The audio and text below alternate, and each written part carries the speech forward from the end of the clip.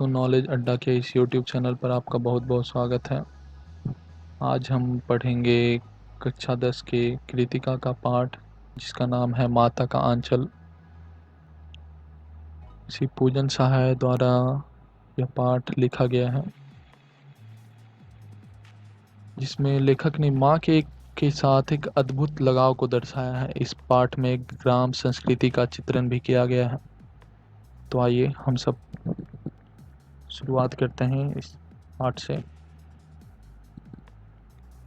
तो पंक्तियां हैं, जिसे मैंने इन पंक्तियों को अंडरलाइन करके रखा है। जहाँ लड़कों का संग तहाँ बाजे मृदंग, जहाँ बुढ़ों का संग तहाँ खर्चे का तंग।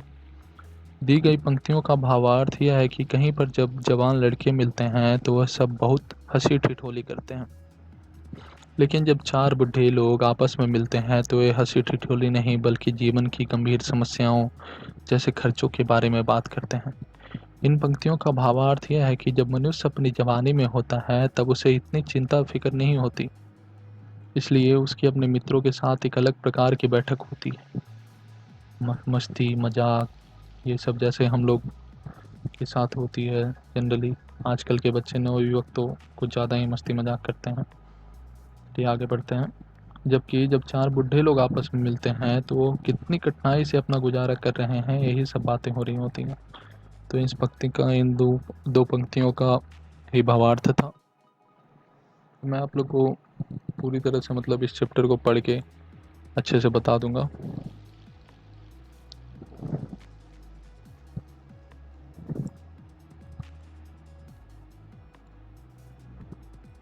हमारे पिता तड़के, तड़के मतलब होता है कि एकदम जल्दी, मतलब प्रभात सवेरा। हमारे पिता तड़के उठकर निपट नहाकर पूजा करने बैठ जाते थे। हम बचपन से ही उनके अंग लग गए थे। माता से केवल दूध पीने तक का नाता था। मतलब लेखक का कहना है जो अपने पिता से कुछ ज़्यादा ही मतलब नज़दीकियाँ उनकी बढ़ चुकी थी बचपन से ही। कोई कोई बच्चे होते हैं जो पिता से कुछ ज़्यादा ही नज़दीकियाँ बढ़ा लेते हैं बचपन से, मतलब पिता के साथ खाना सोना सब कुछ होने के साथ। तो चलिए आगे बढ़ते हैं।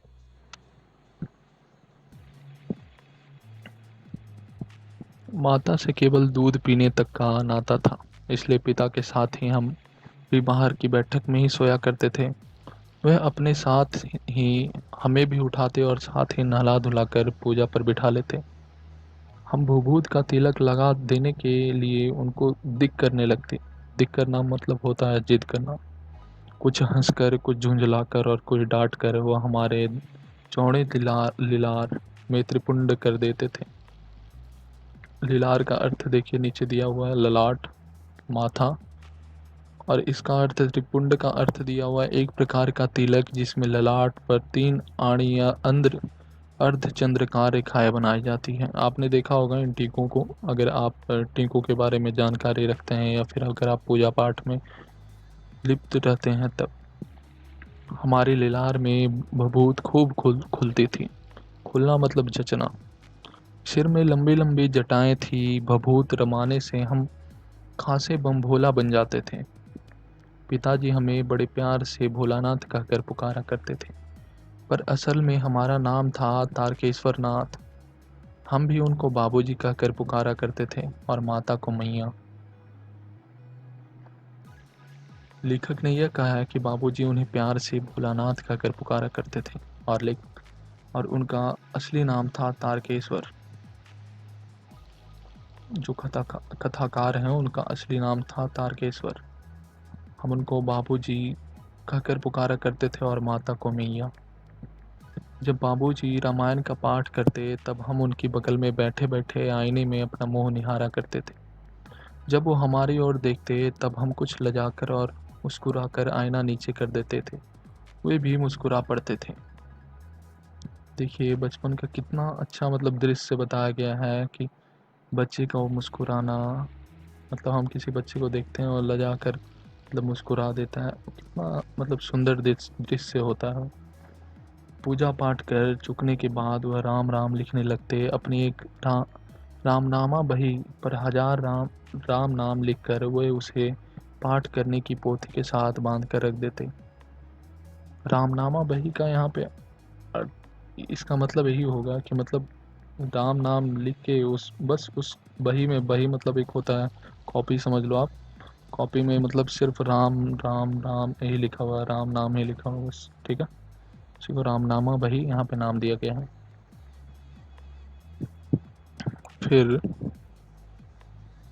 ये दो तो बस पिक्चर है, बच्चे को खिलाया जा रहा है यहाँ पे, बच्चे की मुस्कान देखिए।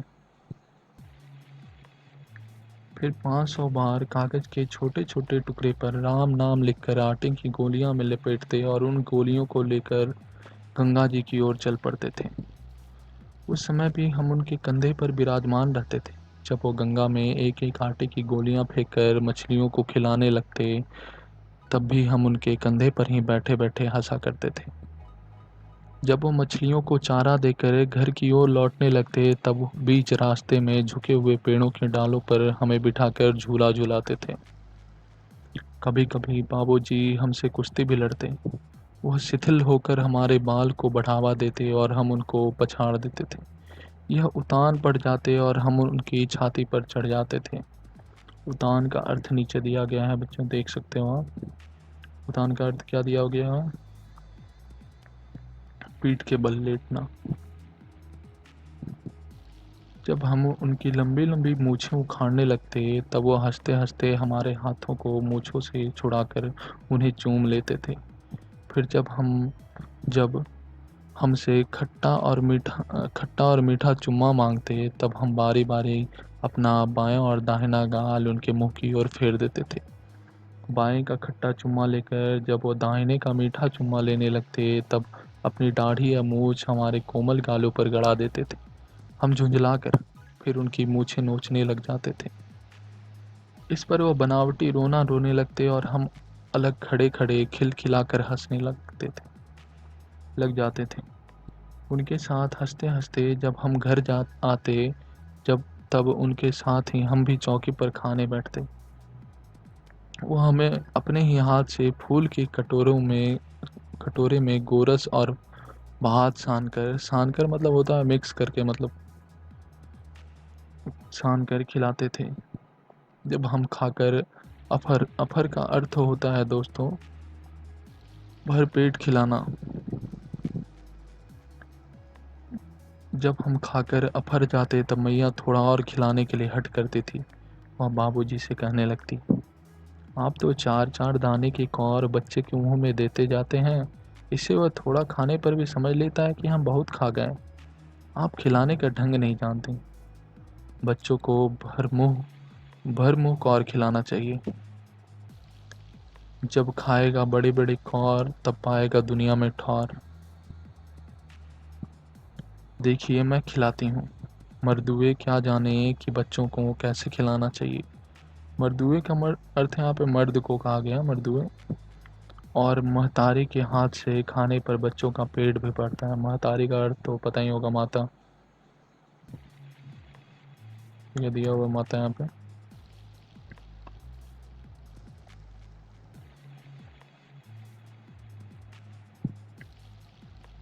यह कह वह थाली में दही भात शांति और अलग अलग तोता मैना कबूतर हंस मोर आदि के बनावटी नाम से और बनाकर यह कहती हुए खिलाती जाती कि जल्दी खा ले नहीं तो उड़ जाएंगे।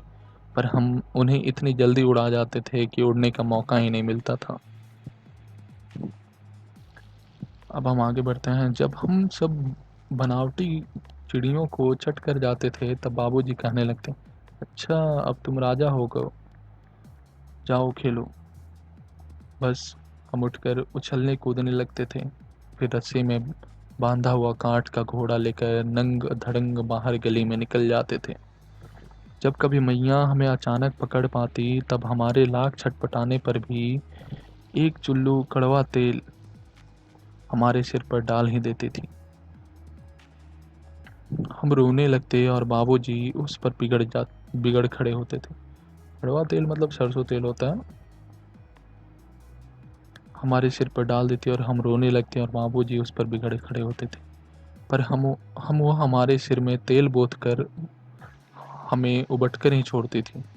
फिर हमारी नाभि और लिलार में काजल की बिंदी लगाकर चोटी गूंथी और उसमें फूलदार लठ लठ बांध कर रंगीन कुर्ता टोपी पहना देती थी। हम खासे कन्हैया बनकर बाबूजी की गोद में सिसकते सिसकते बाहर आ जाते। सिसकने का मतलब तो आप लोग जानते होंगे, मतलब रोना, मतलब बच्चे किस तरह से सिसक सिसक कर रोते हैं, मतलब बोधकर का अर्थ होता है, देखिए यहाँ पे दिया हुआ, सराबोर कर देना, मतलब कोई भी चीज़ को, मतलब मान लीजिए कपड़ा को, जैसे हम कपड़ा को बोथने का अर्थ होता है कि मतलब पूरा बाल्टी भर पानी में उसको डाल के मतलब पूरा अच्छा से भिगा देना, वैसे ही तेल से नहीं भिगा दिया जाता था उनके सिर को। बाहर आते ही हमारी बाट जोहने वाले बालकों का एक झुंड मिल जाता था। हम उन खेल के साथियों को देखते ही सिसकना भूलकर बाबूजी की गोद में उतर पड़ते और हम अपने हमजोलियों के दल में मिलकर तमाशा करने लग जाते थे। तमाशे भी ऐसे वैसे नहीं, तरह तरह के नाटक, चबूतरे का एक कोना ही नाटक घर बनता था। बाबूजी जिस छोटी चौकी पर बैठकर नहाते थे वही रंगमंच बनती थी। उसी पर सरकंडे के खंभों पर कागज का चंदोआ, चंदुआ का अर्थ आपको नीचे मिल जाएगा,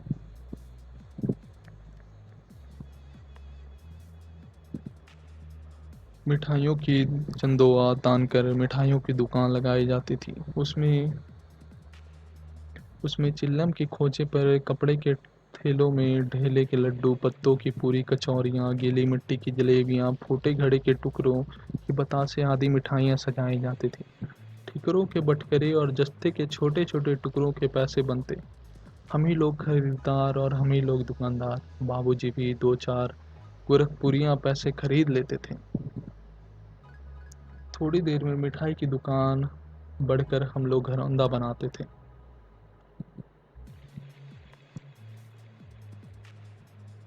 धूल की मेड़ दीवार बनती और तिनकों का खप्पर, दातुन के खंभे, दिया सलाई की पेटियों के किवाड़, घड़े के घोड़े की चूल्हा चक्की, दिए की कढ़ाई और बाबूजी की पूजा वाली आचमनी कलछी बनती थी।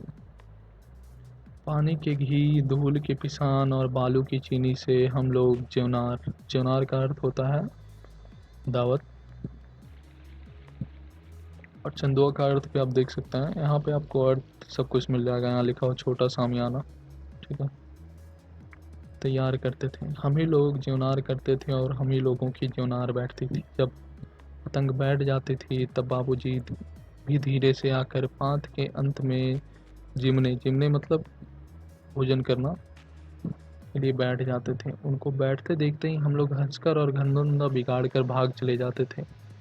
कितना अच्छा दृश्य बताया गया है, मतलब बच्चों और बड़ों के बीच में, एक बाप और बच्चे के बीच में, कि मतलब बच्चे किस तरह से मतलब शर्मा कर अपना घरौंदा तोड़ कर बिगाड़ कर चले जाते थे। वह भी हंसते हंसते लोटपोट हो जाते और कहने लगते, फिर कब भोज होगा भोलानाथ। मतलब उनका नाम भोलानाथ था बच्चे का, प्यार से कहा जाता था उन्हें। दोस्तों आपको इतना तक तो मैंने करवा ही दिया है, आप नीचे देख सकते हैं, और कोई भी दिक्कत हो तो आप हमें कमेंट कर सकते हैं किसी भी चीज़ को समझने में। और दोस्तों हमारे चैनल को सब्सक्राइब भी कर दीजिएगा और इस वीडियो को लाइक भी। कभी कभी हम लोग बारात का भी जुलूस निकालते थे। कनस्तर का तंबूरा बजता, अमोले को घिसकर शहनाई बजाई जाती। अमोले का अर्थ होता है आम का उगता हुआ पौधा। अमोलों को घिसकर, आप इसके बारे में जानते हैं, अमोलों के बारे में जानते हैं आप? बहुत से बच्चे ऐसे होंगे, जैसे मैंने खुद इस अमोले से मतलब शहनाई, मतलब एक बाजा टाइप का इससे बनता है। इसे घिसकर अगर बजाया जाए तो मतलब घिस दिया जाता है पत्थर पे, और जब इसमें फूंक मारा जाता है तो इससे बहुत अच्छी आवाज़ निकलती है, बहुत सुरीली सी आवाज़ निकलती है। इसे के अमोले बोलते हैं, इसी को हम लोग। ये जिन जिन लोगों ग्रामीण परिवेश रहा होगा जिन लोग का, उन लोग को ज़रूर ये याद है, और उनका एक्सपीरियंस भी होगा, अनुभव भी होगा, जैसे मेरा है अनुभव कि मैंने ये किया हुआ है। कभी कभी हम लोग बारात का जुलूस भी निकालते थे। कनस्तर का तंबूरा बजता, अमोलों को घिसकर शहनाई बजाई जाती, टूटी चूहेदानी की पालकी बनती। हम सब समधी बनकर बकरे पर चढ़ लेते और चबूतरे के एक कोने से चलकर बारात दूसरे कोने में जाकर दरवाजे लगती थी। वहाँ काठ की पटरियों से घिरे, गोबर से लिपे, आम और केले की टहनियों से सजाए हुए छोटे आंगन में कुल्हिए का कलसा रखा रहता था। वहीं पहुंचकर बारात फिर लौट आती थी। लौटने के समय खटोली पर लाल ओहार डालकर, ओहार का अर्थ यहाँ पे होता है पर्दे के लिए डाला हुआ कपड़ा, ओहार डालकर उसमें दुल्हन को चढ़ा लिया जाता था। लौट आने पर बाबूजी ज्यों ही ओहार उघाड़ कर दुल्हन का मुख निहारने लगते, त्यों ही हम लोग हंसकर भाग जाते थे। थोड़ी देर बाद लड़कों की मंडली जुट जाती थी। इकट्ठा होते ही राय जमती कि खेती की जाए। बस चबूतरे के छोर पर घिरनी गड़ जाती और उनके नीचे की गली कुआं बन जाती थी। मूंज की बटी हुई पतली रस्सी से एक चुक्कड़ बांध गड़ारी पर चढ़ाकर लटका दिया जाता था और दो लड़के बैल बनकर मोट खींचने लग जाते थे। चबूतरा खेत बनता, कंकड़ बीज और ढेंगा हल जुआड़ा बड़ी मेहनत से खेत बोए जाते, जोते बोए और पटाए जाते। फसल तैयार होते देर न लगती और हम हाथों हाथ फसल काट लेते थे। काटते समय गाते थे, ऊंच नीचे में बई कियारी, जो उपजी सो भाई हमारी। जो उपजी सो भाई हमारी मतलब जो उपजेगा वो हमारा ही होगा भाई। फसल को एक जगह रखकर उसे पैरों से रौंद डालते थे। कसोरे का सूप बनाकर ओसाते और मिट्टी की दिए की तराजू पर तौलकर राशि तैयार कर देते थे। ओसाते का मतलब आप लोग को पता है? ओसाना मतलब कोई चीज़ को अच्छे से अलग करना। ओसा मतलब सूप से हम लोग ओसाते हैं, जैसे कोई चीज़ किसी चीज़ में गंदगी है तो अलग करना होता है गंदगी को। सूप बनाकर कसोरे, कसोरे का अर्थ यहाँ पर दिया हुआ मिट्टी का बना छिछला कटोरा। इसी बीच बाबूजी आकर पूछ बैठते थे, इस साल की खेती कैसी रही भोलानाथ? बस फिर क्या, हम लोग ज्यों ज्यों खेत खलिहान छोड़कर हंसते हुए भाग जाते थे। कैसी मौज की खेती थी, सही में कितना मज़ा आता होगा ना इन लोग को। चलिए आगे बढ़ते हैं, बातचीत होते रहता है। ऐसे ऐसे नाटक हम लोग बराबर खेला करते थे। बटोही बटोही भी कुछ देर ठिठक कर हम लोगों के तमाशे देख लेते थे। बटोही मतलब जो राह में चलते हुए व्यक्ति होते हैं। जब कभी हम लोग ददरी के मेले में जाने वाले आदमियों का झुंड देख पाते, तब कूद कूद कर चिल्लाने लगते थे, चलो भैया ददरी, सातों पिसान की मोटरी। अगर किसी दूल्हे के आगे आगे जाती हुई वो हरदार पालकी देख पाते, तब खूब जोर से चिल्लाने लगते थे।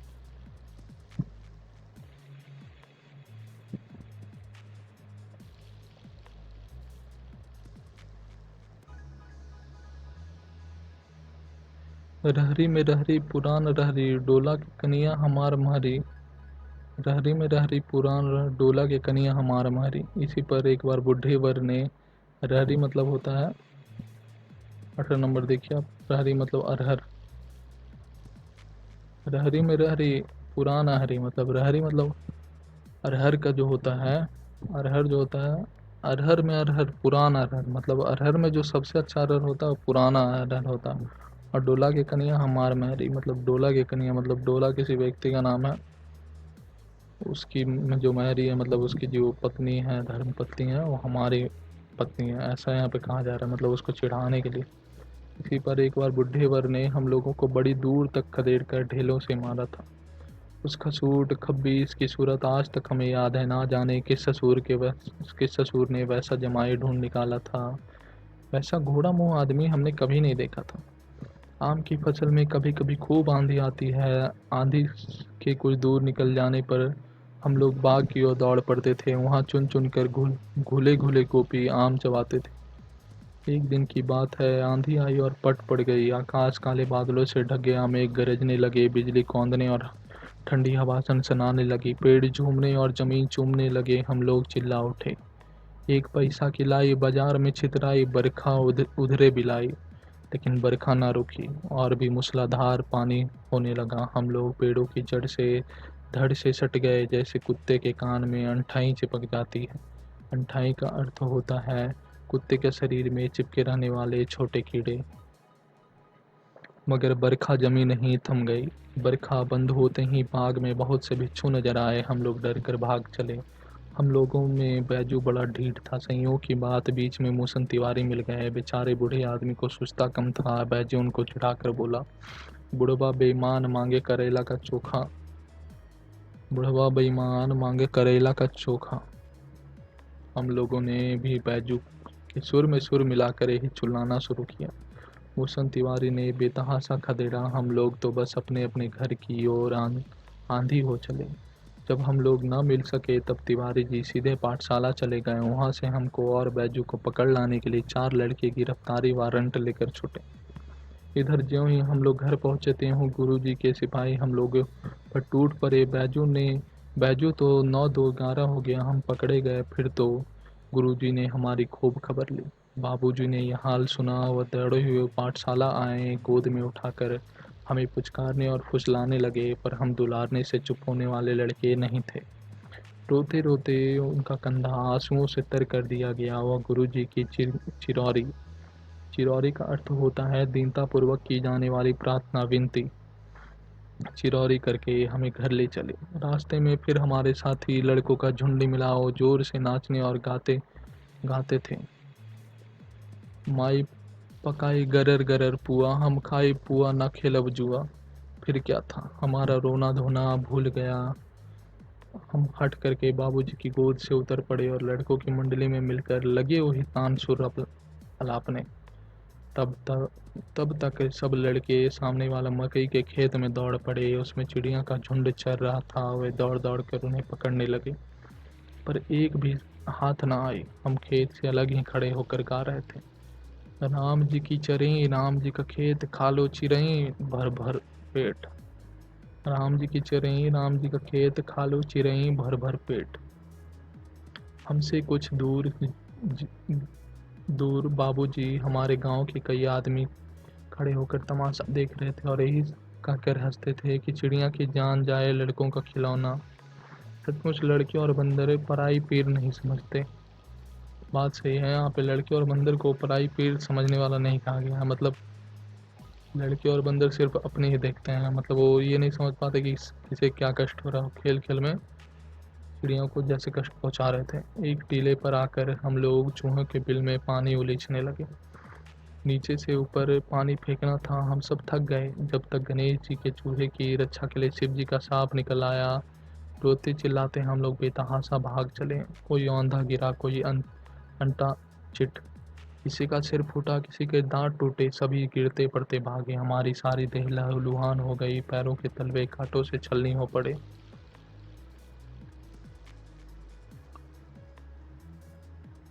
हम सब एक सुर से दौड़े हुए आए और घर में घुस गए। उस समय बाबूजी की बैठक के ओसरे में बैठकर हुक्का गुड़गुड़ा रहे थे। उन्होंने हमें बहुत पुकारा, पर उनकी अनसुनी करके हम दौड़ते हुए मैया के पास ही चले आए।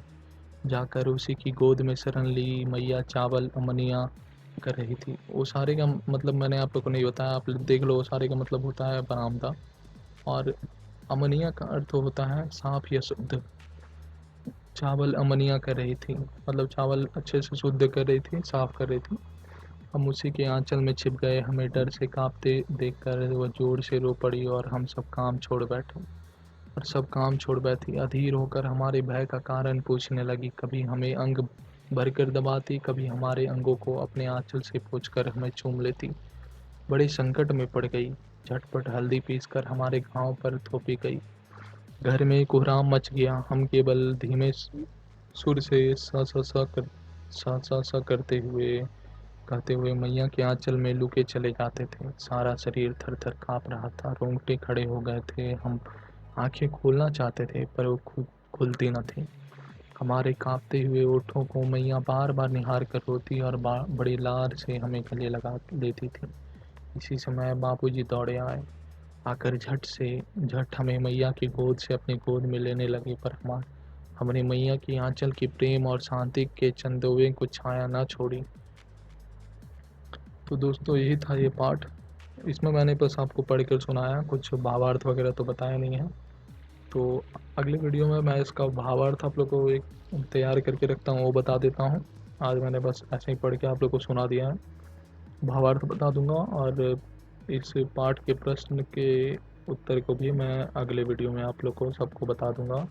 दोस्तों हमारे इस चैनल को सब्सक्राइब ज़रूर करें और हमारे इस वीडियो को लाइक करें।